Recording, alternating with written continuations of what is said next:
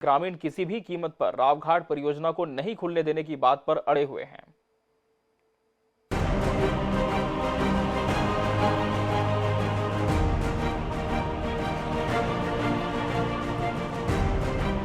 रावघाट लौह अयस्क परियोजना के विरोध में कुछ साल पहले रावघाट संघर्ष समिति का गठन किया गया है, जिसमें कांकेर और नारायणपुर जिले के कुछ ग्रामवासी शामिल हैं, जो नहीं चाहते कि रावघाट में कोई लौह अयस्क का खदान खुले।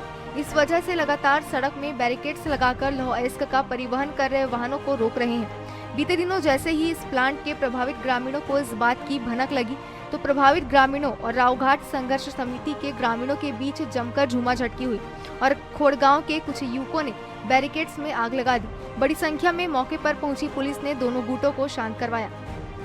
यहाँ पर जो ना उस दिन फुटबॉल मैच हुआ और उस दिन जिस दिन इनाम बांटने का दिन में यहाँ पर नाका को तोड़ा गया जिला प्रशासन और बीएसपी के द्वारा। ये जो ना बीएसपी का एक सारा रणनीति है लोगों को लड़ाने का, वापसी में हमारे गांव वालों को लड़ाने का है। कुछ लोगों को जो है इनाम दे रहा है और हमारे कुछ लोगों को जो ना ऐसे ही है। यहाँ खेत कितना नुकसान हो रहा है, इसलिए हम यहाँ पर जो ना पूरा प्रभावित जितने लोग हैं उन लोग यहाँ पर जो ना इकट्ठा है। अभी भी आप जाएंगे खेत में कितना नुकसान है, ऊपर का पानी कितना जो ना खेत में आ रहा है। रावघाट परियोजना को लेकर संघर्ष समिति के द्वारा पिछले कई महीनों से विरोध जताकर परियोजना को बंद करने की मांग की जा रही है।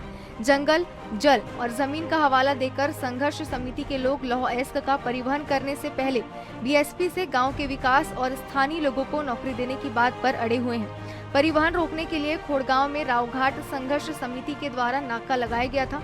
संघर्ष समिति का आरोप है कि खेल के माध्यम से युवाओं को झांसे में लेकर बीएसपी अपना समर्थन करवा रही है।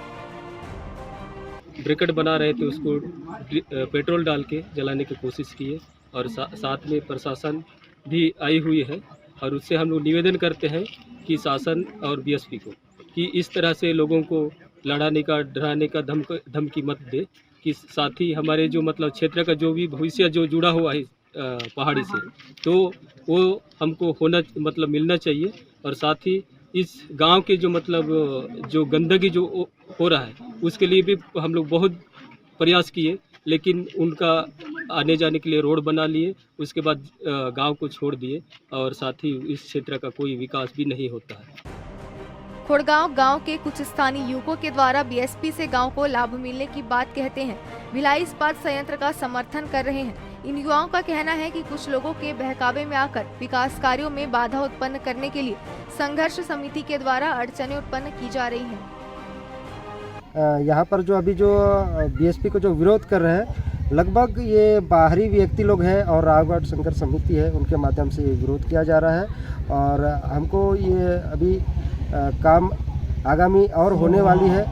जैसे ही माइंस चालू होती है तो जो हमारे जो डिमांड है वो चालू होने वाली है। अभी भिलाई स्टील प्लांट के लिए ऑक्सीजन की भूमिका निभाने वाले रावघाट परियोजना को शुरू करना इतना आसान नहीं था। वर्षों की रणनीति एवं उचित प्रबंधन की वजह से इंजीनियरों एवं सुरक्षा बलों ने इस परियोजना को लगभग अमली जामा पहना ही दिया। ग्रामवासियों के सपोर्ट से ये परियोजना शुरू होगी। रावघाट परियोजना को विरोध के चलते फिलहाल रोक दिया गया था। प्रभावित ग्रामवासी चाहते हैं कि क्षेत्र में विकास हो। नारायणपुर से इमरान खान की रिपोर्ट, INH 24/7।